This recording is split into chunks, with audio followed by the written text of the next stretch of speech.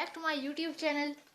तो इतने दिनों के बाद आज फिर मैं आप लोगों को केमिस्ट्री चैप्टर नंबर 2 का एक और टॉपिक कवर करवाने वाली हूँ, जिसका नेम है हमारे पास प्रिपरेशन ऑफ सॉल्युबल सॉल्ट्स। इसका जो एक और मेथड है प्रिपरेशन ऑफ इनसॉल्युबल सॉल्ट्स में, वो मैं आप लोगों को नेक्स्ट वीडियो में कवर करवाऊंगी। तो वीडियो स्टार्ट करने से पहले make sure subscribe to my YouTube channel and press the bell icon to never miss any video from all about chemistry and also like comment share to my video. तो हम लोग अपनी video start करते हैं। हम लोग अपनी video start करते हैं। अच्छा, तो हमारा जो टॉपिक है वो प्रिपरेशन ऑफ सॉल्ट्स है, ठीक है, ये वाला टॉपिक। तो प्रिपरेशन ऑफ सॉल्ट जो है, ये जो इसमें लिखा है, soluble salts can be prepared by 4 different methods whereas insoluble salts have only one preparation method। यानी कि प्रिपरेशन ऑफ सॉल्युबल सॉल्ट्स उनके टोटल कितने हैं, 4 methods, and preparation of insoluble salt उनका है 1 मेथड, ठीक है, जिससे हम लोग उन सॉल्ट्स को प्रिपेयर करते हैं।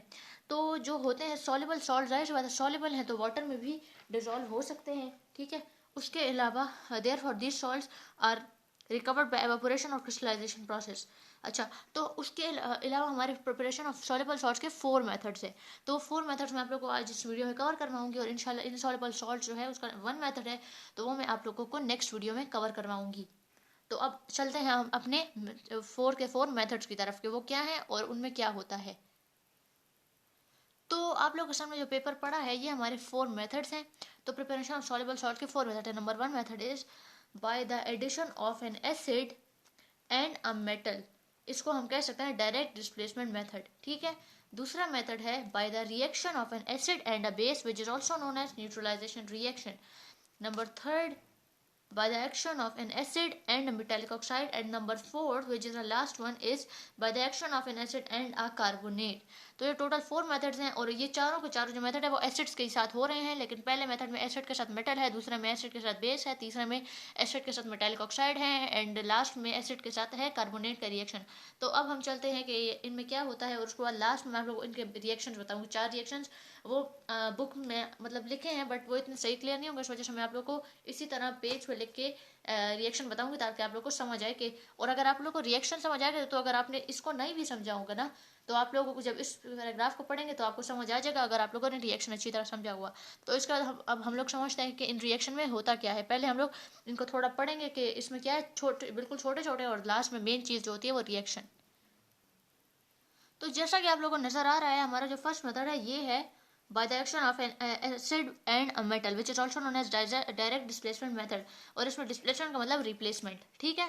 इसमें क्या होगा, in this method of preparation hydrogen ion of an acid is replaced by a reactive metal to produce respective salt and hydrogen gas, for example magnesium, calcium, zinc etc।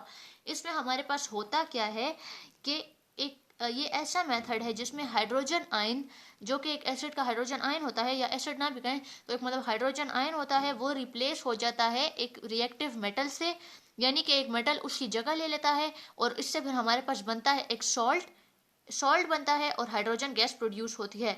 तो इसमें हम लोग फॉर एग्जांपल हम magnesium ले सकते हैं, calcium भी ले सकते हैं, जिंक के साथ भी रिएक्शंस करवा सकते हैं। तो अब रिएक्शन हम लोग लास्ट में देखेंगे, पहले आप लोगों को मैं बताऊंगी कि इनमें होता क्या है। अब हम चलते हैं अपने सेकंड मेथड की तरफ, के उसमें क्या है। तो जैसा कि आप लोग देख सकते हैं, सेकंड मेथड बहुत ही सिंपल, बहुत ही इजी है, जैसा कि आप लोगों ने पिछली वीडियो में पढ़ चुके हैं। बाय द एक्शन ऑफ या reaction of an acid and a base. तो इसमें तो आप लोग को पता ही होगा कि इसमें यह होता है कि एसिड जो होता है उसका रिएक्शन होता है बेस के साथ, और वो दोनों एक दूसरे के इफेक्ट को न्यूट्रलाइज करते हैं, एंड देन उससे प्रोड्यूस होता है salt and water for example. उसके बाद रिएक्शन है वो हम लोग लास्ट में कवर करेंगे। अब चलते हैं थर्ड मेथड की तरफ। तो जैसा कि आप लोग देख सकते हैं, थर्ड मेथड है हमारे पास by the action of an acid and a metallic oxide. इसमें है मेटालिक ऑक्साइड, जैसा कि हम लोग मेटालिक ऑक्साइड में ले सकते हैं copper oxide, calcium oxide etcetera. ये भी एसिड के साथ रिएक्ट करते हैं, और इनसे क्या बनता है, salt and water. Reaction last में बताऊंगी। The last one is by the action of an acid and a carbonate. इसमें क्या होता है कि डाइल्यूट एसिड्स, मतलब कि डाइल्यूट मींस अगर आप लोग किसी एसिड में अगर हाइड्रोक्लोरिक एसिड यूज कर रहे हैं, अगर आपको उसमें उसको डाइल्यूट फॉर्म में करना है, पहले वो कंसेंट्रेटेड फॉर्म में होगा, लेकिन अगर आप लोग को उसको डाइल्यूट फॉर्म में कन्वर्ट करना है, so you can take some water and add to it. सही है, आप लोगों ने वाटर लेना है और उसमें ऐड करना है, एंड देन वो डाइल्यूट फॉर्म में हो जाएगा। तो dilute acid react with the metallic carbonate such as sodium carbonate and sodium hydrogen carbonate or sodium bicarbonate। Hydrogen carbonate मतलब सोडियम बाइकार्बोनेट। तो ये रिएक्शन होगा, उससे होगा salt, water and carbon dioxide, उसमें कार्बन डाइऑक्साइड प्रोड्यूस होगा। अच्छा, जो चारों मेथड्स में एक बात कॉमन थी कि हमें सॉल्ट मिल रहा है, क्योंकि इन चारों रिएक्शन में हमें प्रिपेयर, ये हम लोग ये मेथड्स हम लोग किसके कर रहे हैं, प्रिपरेशन ऑफ सॉल्युबल सॉल्ट्स के कर रहे हैं, मतलब इन मेथड से सॉल्ट प्रिपेयर होगा तो हर मेथड में मतलब सॉल्ट ही मिल रहा है। ठीक है, तो दूसरा प्रोडक्ट हमें जो भी मिलता है उससे हमारा कोई काम नहीं, चाहे वाटर है कि या हाइड्रोजन गैस है, हमें मेन चीज़ हमारी क्या मिलनी चाहिए, सॉल्ट, जो कि हमें चारों रिएक्शन में मिल रहा है, और ये मिलना चाहिए, ज़रूरी है, क्योंकि है ही हम लोग सॉल्ट को ही प्रिपेयर कर रहे हैं। अब चलते हैं रिएक्शन की तरफ। जैसा कि आप लोग देख सकते हैं कि हमारा फर्स्ट रिएक्शन है वो है डायरेक्ट डिस्प्लेसमेंट मेथड का, मतलब जो फर्स्ट मेथड हमने पढ़ा था ये रिएक्शन है उसका। तो इस रिएक्शन में होता क्या है बेसिकली, कि हमने पढ़ा है कि एक एसिड जो होता है वो एक एसिड का बेसिकली एक एसिड का हाइड्रोजन आयन जो होता है वो रिप्लेस हो जाता है एक रिएक्टिव मेटल से। सही है, तो हम लोग देखते हैं इस रिएक्शन में कैसे ये चीज़ हुई। देखें, ये क्या है, हाइड्रोक्लोरिक एसिड एसिड या हाइड्रोजन क्लोराइड भी इसको कहते हैं, और ये क्या है, मैग्नीशियम, जो कि है मैग्नीशियम मेटल। ठीक है, इसके बाद इस रिएक्शन में जब प्रोडक्ट बने तो क्या बना, magnesium chloride MgCl2 and hydrogen gas. ठीक है, हमारा काम सॉल्ट से है, तो ये सॉल्ट है, magnesium chloride is a salt. अब इसमें हुआ क्या है कि देखें, पहले जब हमने देखा था HCl, 2 को छोड़ दें, बैलेंसिंग नंबर है। ठीक है, HCl था हमारे पास, तो जब प्रोडक्ट बना तो Cl के साथ क्या आ गया, Cl के साथ तो H था ना यहाँ पे रिएक्टेंट साइड पे, बट हाइड्रोजन आयन, मतलब सही है, Cl के साथ क्या था, हाइड्रोजन आयन, लेकिन प्रोडक्ट जैसे ही बना तो Cl के साथ मैग्नीशियम मेटल आ गया। तो यहाँ हमारा हो गया ना कि एसिड, ये एसिड था और ये क्या था, एसिड में हाइड्रोजन आयन था। ठीक है, और ये रिप्लेस हो गया किस चीज से, एक मेटल से।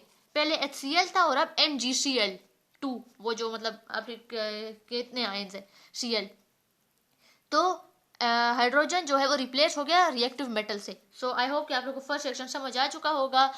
तो हम लोग चलते हैं अब अपने सेकंड रिएक्शन की तरफ। तो जैसा कि आप लोग देख सकते हैं कि सेकंड रिएक्शन जो है वो काफी इजी और काफी सिंपल है, which is salt neutralisation reaction, which is a second method. ठीक है, of preparation of soluble salts. तो इसमें क्या होगा कि एक बेस, ये क्या है, हमारे पास अगर हम देखें तो NaOH क्या है, बेस विच कॉल्ड सोडियम